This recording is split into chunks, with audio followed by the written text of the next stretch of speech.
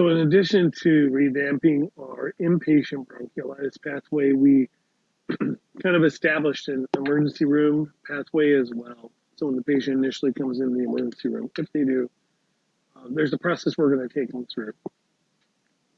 In this process, initial patient assessment, we're going to score, suction, and score. We can see what the RS value is. If we have an RS of 9 or less, then we're going to look at this suction and reevaluation and kind of have to start tapering it down. RS 5 to 8 going to be about every hour as needed for nasal suctioning. If it's greater than 9, we're going to be in there every 30 minutes suctioning. Then the other part of this is, again, looking at their SpO2s are here, keeping them greater than 90, starting at a half liter, seeing if just base nasal cannula support is going to work for them. And if that doesn't look like it's going to work, then we can move them to high flow nasal cannula in the ED.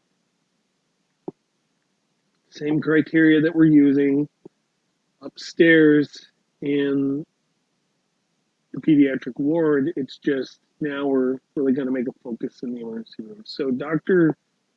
Molly Olson is going to be our champion down in ED to make sure our ED physicians are understanding how this bronchiolitis pathway is going to affect the care of our patients. So this is who you're going to be working in concert with, is the ED physician and the ED nurse. So it addresses rehydration, which is going to be really a nursing focus, but we can be a driving force behind this because we are assessing the secretion viscosity as well.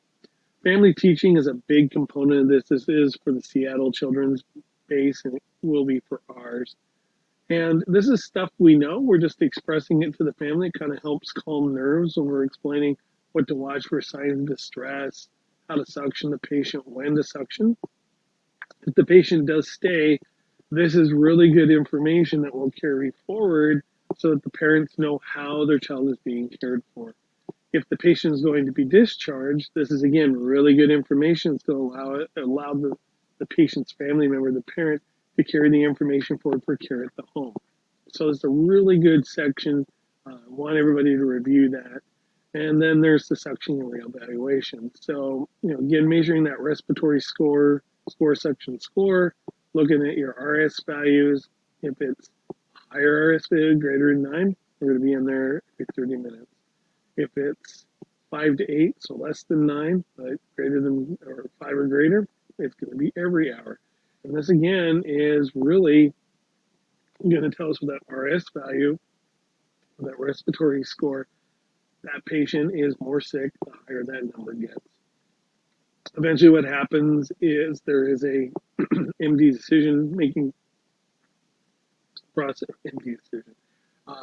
The ER physician has to make a decision along with the pediatric hospitalist whether to admit or discharge the child. Now, the hospitalist may come in as more for the admit, not so much the discharge. It'd be more the ER therapist deciding if, based on our assessment and information and frequency of suction, whether or not to discharge the child. So this is a real structured, nice component. Again, this is the face sheet of it. On the back side, you'll have your scoring criteria, much like we have on the inpatient scoring. This is just the ED scoring. So I hope you enjoy it. Take time to review it, and I'll talk with you later. Thanks for listening.